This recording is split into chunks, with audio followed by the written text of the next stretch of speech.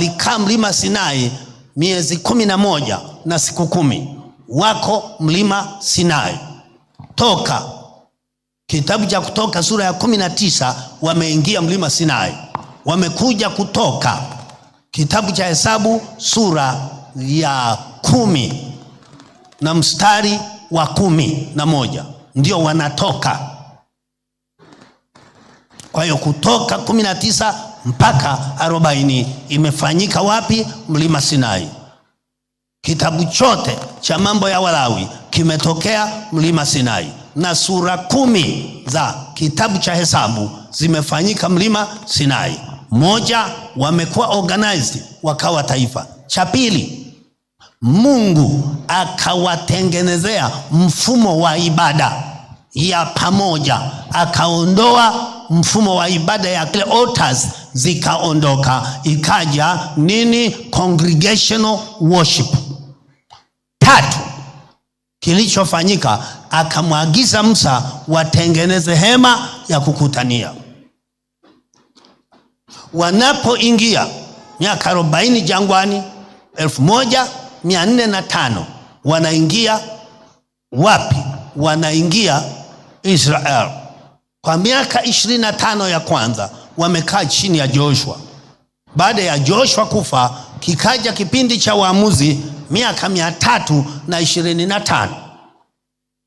Israeli wakamkataa Mungu kuwa mfalme wao. Wakamtaka mfalme, monarch. 1050 Sauli akatawala miaka 40 mpaka 1010. 1010 mpaka 970, hii yote kabla ya Kristo. Daudi akatawala. Wote hao watatu walitawala miaka 40. Sauli miaka 40, Daudi miaka 40, Sulemani miaka 40.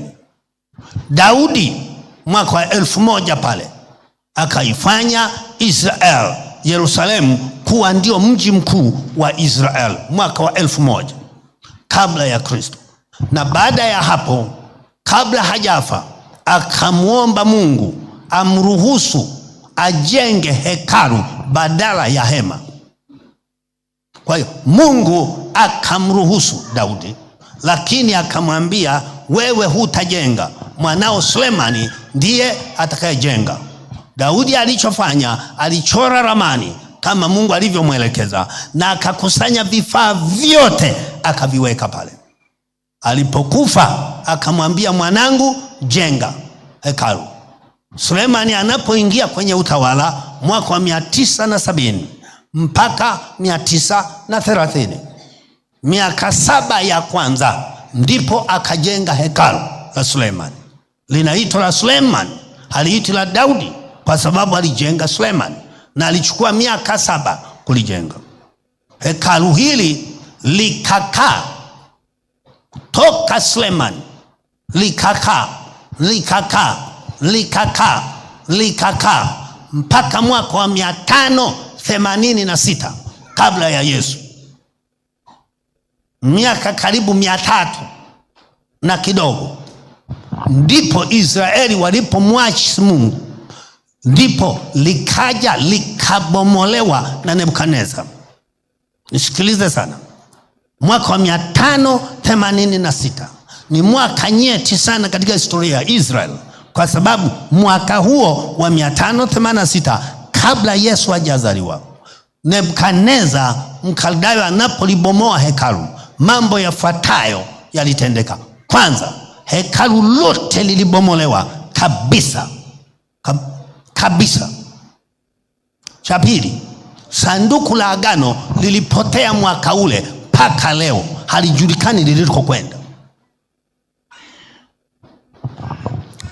La tatu, ndipo yakaanza masinagogi badala ya hekalu kwa ajili ya kufundishia sheria ya Mungu. Hekalu hili lilitabiriwa kwamba watakwenda miaka 70 uhamisho, na baada ya miaka 70 watarudi tena. Wameanza kwenda uhamishoni mwaka wa 606, na mwaka wa 536 Koreshi akatawala Mwajemi, hawa watu wa Irani, baada ya kuiangusha Babel. Koreshi akaagiza hekalu lijengwe, wakajenga, ikaji ikasimama hapo katikati mpaka mwaka wa 515. Ilisimama kwa miaka kama 20. 515 ujenzi ukakamilika. Uliendelea ukarabati wa ukuta mpaka mwaka wa 445 Nehemia anapokuja kukarabati ukuta. Kwa kuwa hili ujenzi umefanywa na Zerubabeli, hekalu la pili linaitwa hekalu la Zerubabeli. Hekalu la kwanza linaitwa hekalu la nani? La hekalu la pili linaitwa hekalu la nani? La Zerubabeli. Hekalu hili la Zerubabeli ndilo likakaa mwaka wa 63 kabla Yesu hajazaliwa. Warumi wakaitawala Israeli. Jemadari Pompei alikuja akalipiga hekalu, lakini halikuangushwa, likabomolewa tu. Mwaka wa 37 kabla Yesu kuzaliwa, Warumi wakamweka kibaraka Herode. Hakuwa Mwisraeli awe mtawala wa Israeli. Akaanza kulikarabati hili pole pole kuanzia mwaka wa 20 kabla Yesu hajazaliwa, akawa nalikarabati pole pole. Ilipofika mwaka wa 26 baada ya Yesu kuzaliwa, Yesu alipokuwa anaongea mwaka wa 26, livunjeni hekalu hili, nitalijenga kwa siku 3. Wakamwambia, hekalu hili limejengwa kwa miaka mingapi? 46. Sasa wengi wanadhani ni la Sulemani. Sio la Sulemani, ni ukarabati wa hekalu la Zerubabel lililovurugwa na Pompei mwaka wa 63. Yaani leo ndio hatari wengine wanalala tu. Hii ndio Biblia yako Jose. Ukae vizuri, yani bila kuelewa hivi ninavyovieleza, hujui Biblia, uko gizani. Ujifunze. Bila kuelewa haya, hutaelewa tumatoka wapi, tunaenda wapi. Kichwa chako kifikae vizuri. Biblia, mambo ya kiroho sio rahisi kama unavyodhani. Kwa hiyo nilitaka, kwa hiyo hili analojenga Herode hajengi, anakarabati. Na ndio maana hatuliiti. Kuna wengine walimu utakuta wanakuambia hekalu hili linalojengwa ni la 4, wanaliweka na la nani? Na la Herode. Lakini la Herode hatuliweki, maana ilikuwa ni renovation. Tunaelewana? Hili alilokuwa na likarabati Herode ndilo lile ambalo wanafunzi wanamwambia Yesu katika Mathayo 24, angalia mawe ya hekalu yalivyopangwa. Na Yesu akawaambia, halitasalia jiwe juu ya jiwe. Mwaka 70 hekalu la Zerubabeli lilokuwa linakarabatiwa na Herode ndilo lililovunjwa. Kwa hiyo tuna hekalu la Sulemani, hekalu la Zerubabeli. Hili linalojengwa sasa ni hekalu la ngapi? La 3, ambalo hili ndio mpinga Kristo ataingia. Sasa hivi ninapoongea, idara au taasisi ya kulijenga hekalu imezaliwa mwaka 1987 na ikiongozwa na Rabi. Wameendelea kufanya kazi mpaka sasa ninapoongea. Kila kitu kiko tayari, meza za onyesho tayari, kila kitu, mpaka ile taa, ile kinara cha taa kimegharimu bilioni za mapesa. Dola milioni 2 ni sawa na shilingi ngapi za Kitanzania?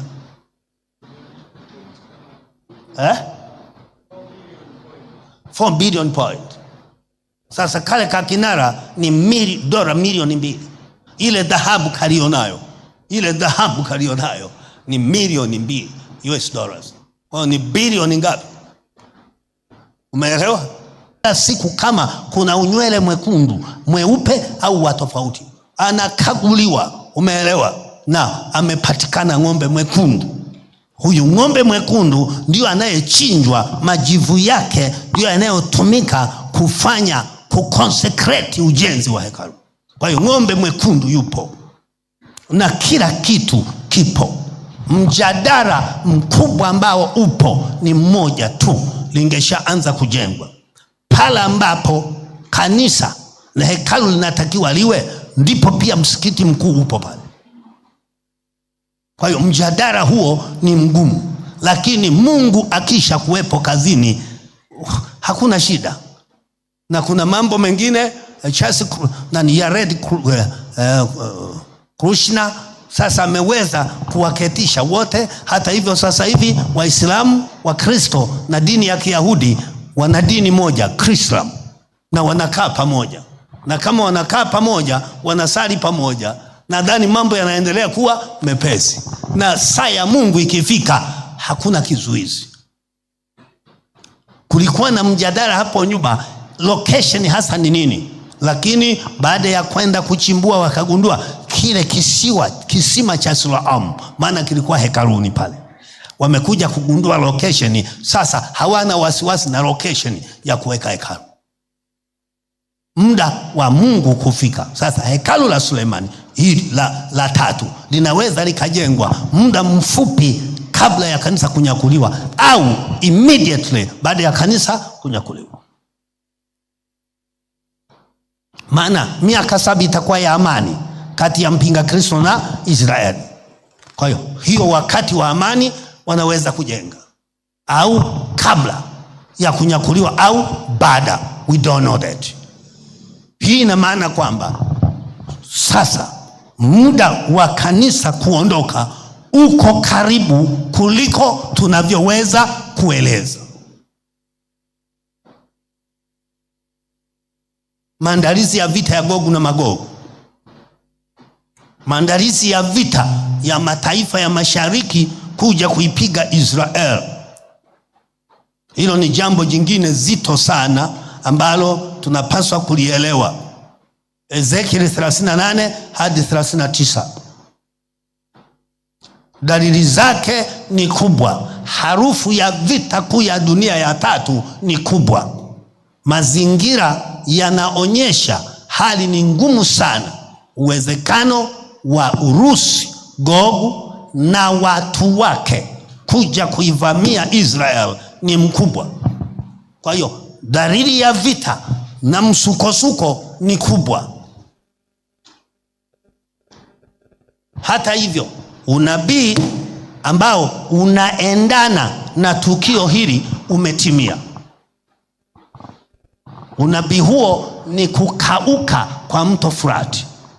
Mto huu ulionywesha Eden, Frati, Hedekelian, Tigris, Sihoni na Gihoni. Sihoni na Gihoni lisha kauka, ilibaki Tigris na Euphrates. Frati umekauka, mto Frati. Wanajiolojia wamechanganyikiwa, wataalamu wa miamba wamechanganyikiwa, lakini neno la Mungu linabaki pale pale. Kwa hiyo matukio haya yote yanatuonyesha ya kwamba tuko siku za mwisho. Dalili ya mkataba wa amani, dalili ya mkataba wa amani, the Abrahamic Accord. The Abrahamic Accord, the Arab Peace Treaty with Israel. Huu mkataba wa amani, wangapi wananielewa hii? Mkataba wa amani na mataifa ya Kiarabu ambao umesainiwa chini ya usimamizi wa Trump, unaitwa Abrahamic Accord, wana wa Ibrahim. Umesainiwa chini ya usimamizi wa Rais Trump, jambo ambalo halijawahi kutokea kwamba hawa watu kukubaliana kwamba wote wao ni wana wa nani? Wa Ibrahimu. Ili jambo limefanyika mwaka juzi mwezi wa 9. Hata mwaka jana tena kuna mkataba mwingine wamesaini. Sasa hii ni dalili ya ule mkataba wa mpinga Kristo utakao kuja.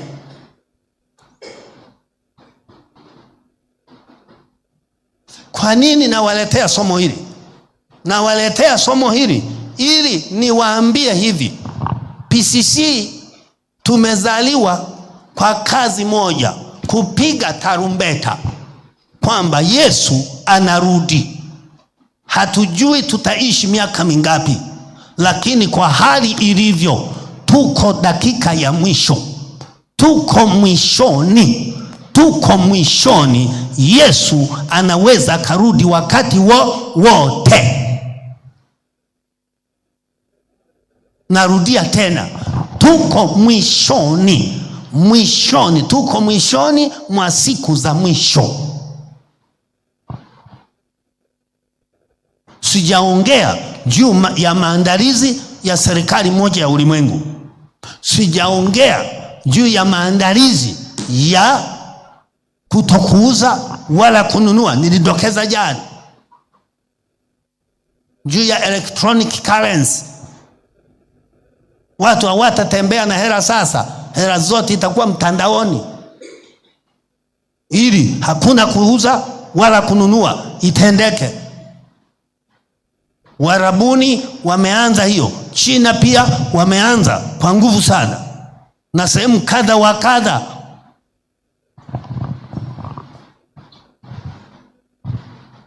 Uasi wa wanadamu umefikia kilele. Mungu hawezi kuruhusu hali hii ikaendelea. Ulaya na Marekani, watu sasa sio swala tu wanaume na wanaume kuoana. Watu wanafunga ndoa na mbwa. Yaani anayeoa binadamu, mke ni mbwa. Na ndoa inafungwa kwenye kanisa, na wanasoma maandiko, alichokiunganisha Mungu mwanadamu asikitenganishe. Bwana harusi binadamu, bibi harusi mbwa. Unayejua kompyuta wewe, Google tu ingia marriage of a man and a dog, zitakuja zote hizo harusi za mbwa na binadamu.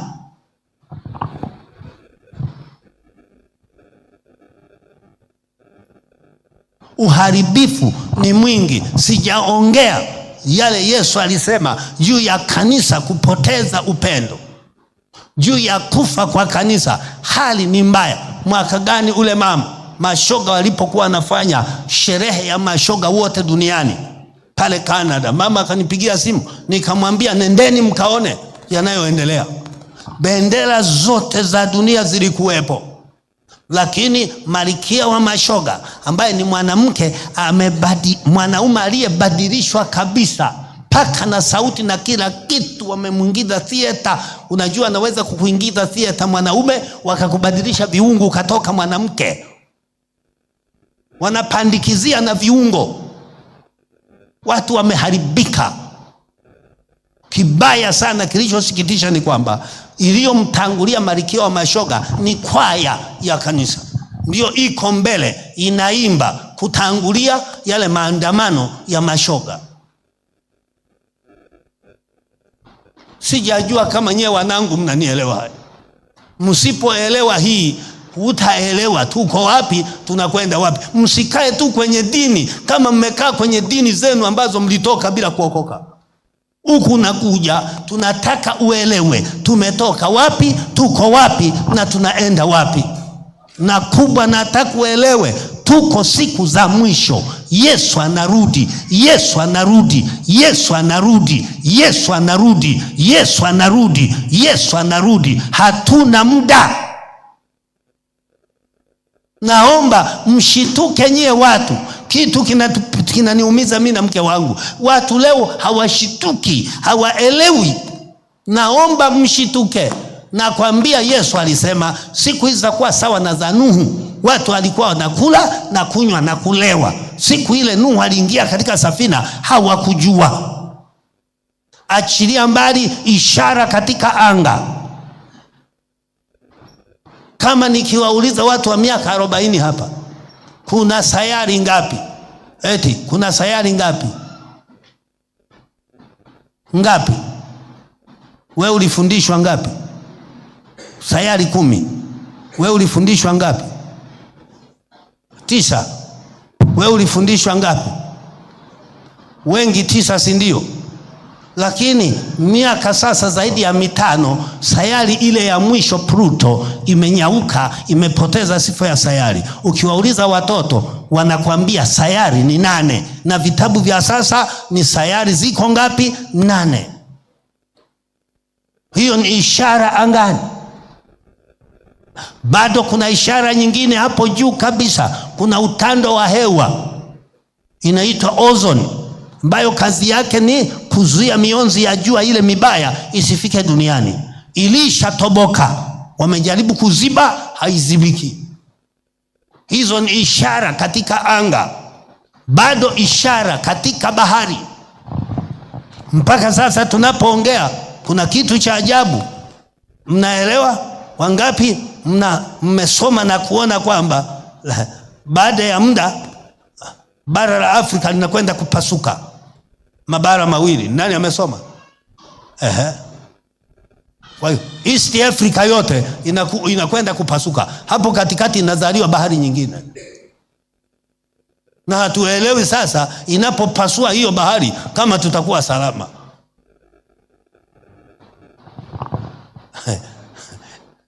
Yaani unaikalia hii dunia, unaikalia tu. Mabadiliko ya hali ya hewa ni mengi. Dunia imechanganyikiwa. Kama tunakuwa na muda wa kuongea siku za mwisho, wa kuongea yanayotendeka kanisani, wa kuongea yanayotendeka duniani, wa kuongea yanayotendeka angani, wa kuongea yanayofanyika baharini, wa kuongea moto ambamo Biblia imesema vitu vitatokea, utalia machozi. Lakini neno moja nataka nimalize kwa kuambia, kama ulikuwa unafanya mchezo na wokovu, uache kabisa kufanya mchezo na Mungu. Uache kabisa, na kuonya kwa jina la Bwana, uache kabisa mzaha. Ujipange upya. Maombi ujipange upya. Kusoma Biblia ujipange upya. Kuhudhuria ibada ujipange upya. Si kwa kusukumwa, ni kwa hiari yako. Maana Yesu anaweza akarudi wakati wowote. Tuinamishe vichwa.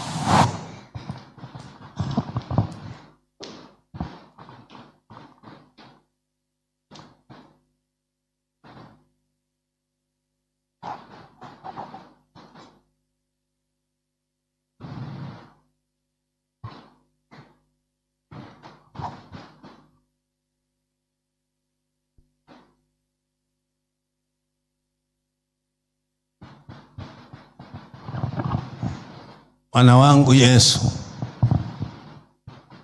leo ni siku ya 7.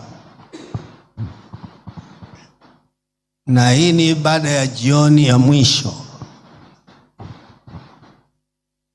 kwa wiki hii na watoto wangu wa Kimara Korogwe.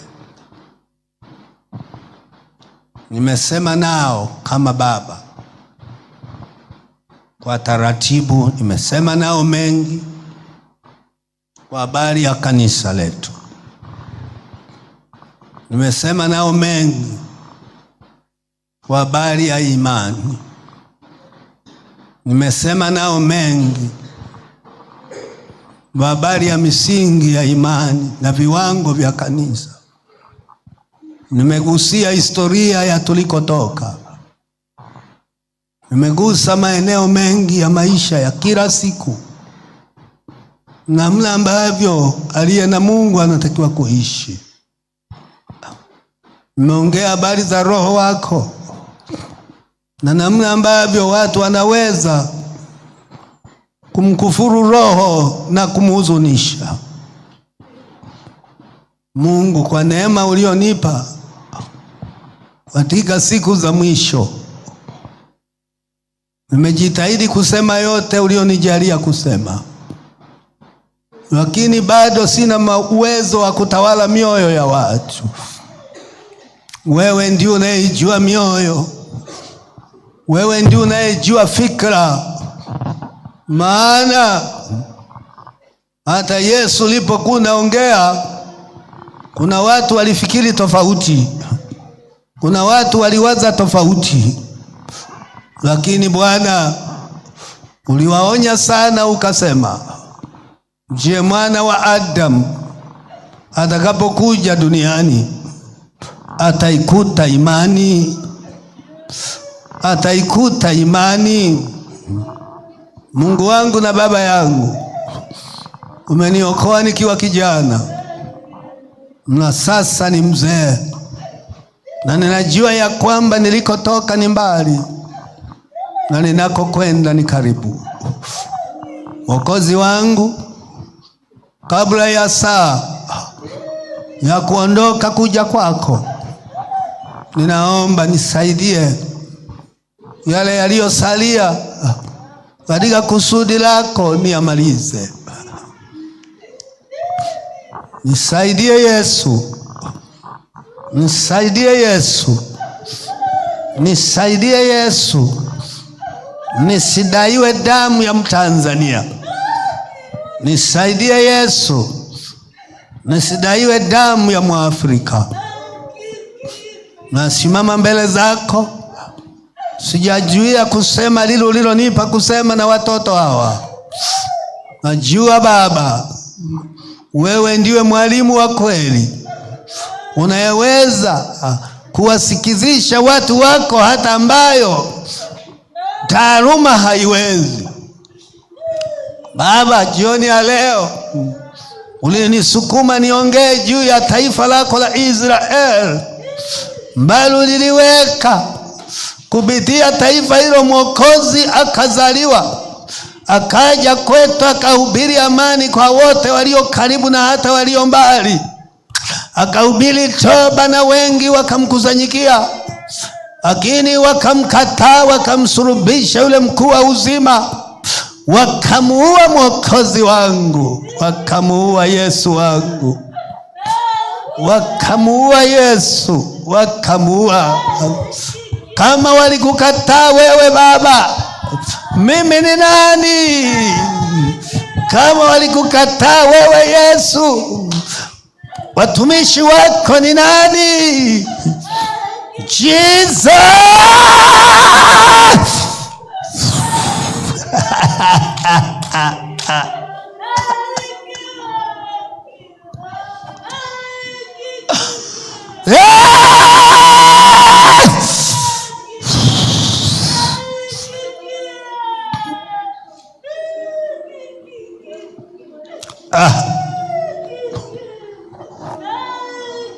Yesu, napofikia tamati, nawaweka katika mikono yako, nawaweka katika neema yako, nawaweka katika mamlaka yako. Namweka mchungaji Yohana mikononi mwako na mke wake. Umewaita wakati mbaya, umewaita wakati wa taabu, umewaita wakati wa mashindano, mashindano ya imani, mashindano ya mila na desturi. Wakati dunia imemkataa Yesu, imemkataa Mungu, umewaita watoto hawa, wape neema, wape neema, wape neema.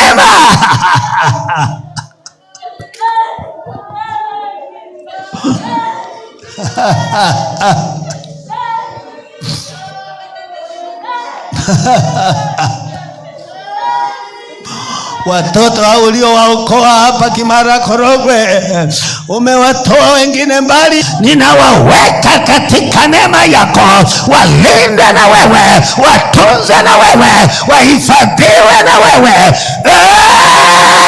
Yesu, Yesu.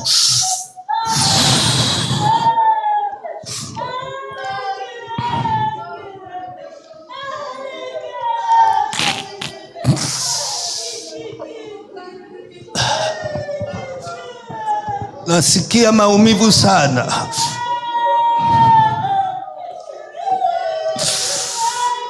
Ninapoiangalia Tanzania imemkataa Mungu. Ninapoiangalia makanisa yamegeuka kuwa kumbi za starehe. Nasikia maumivu sana. Yesu, hawa wachache wa Kimara wajalie, wakujue wewe, wakuelewe wewe, wakufahamu wewe. Yesu.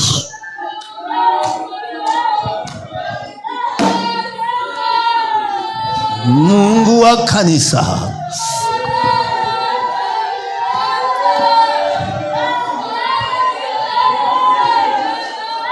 naomba msimame wanangu, na mikono yenu mwelekeze mbinguni, ili niwaombe kwa Mungu wangu ili niwaweke wakfu kwa Mungu wangu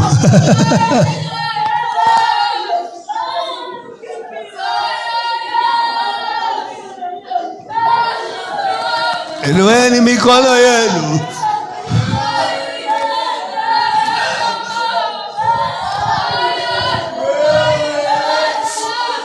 Inueni mikono yenu niwabariki. Inueni mikono yenu niwaombe neema. Inueni mikono yenu niwatamkie baraka. Riga bagaba gala batala tekela batekelela.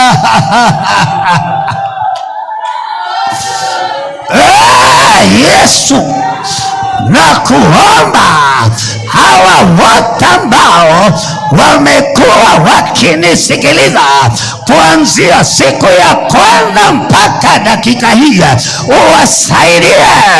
Asiwekwe atakayerudi nyuma, asiwekwe atakayechukuliwa na yule mwovu, asiwekwe atakayechukuliwa na shetani, asiwekwe. Yesu.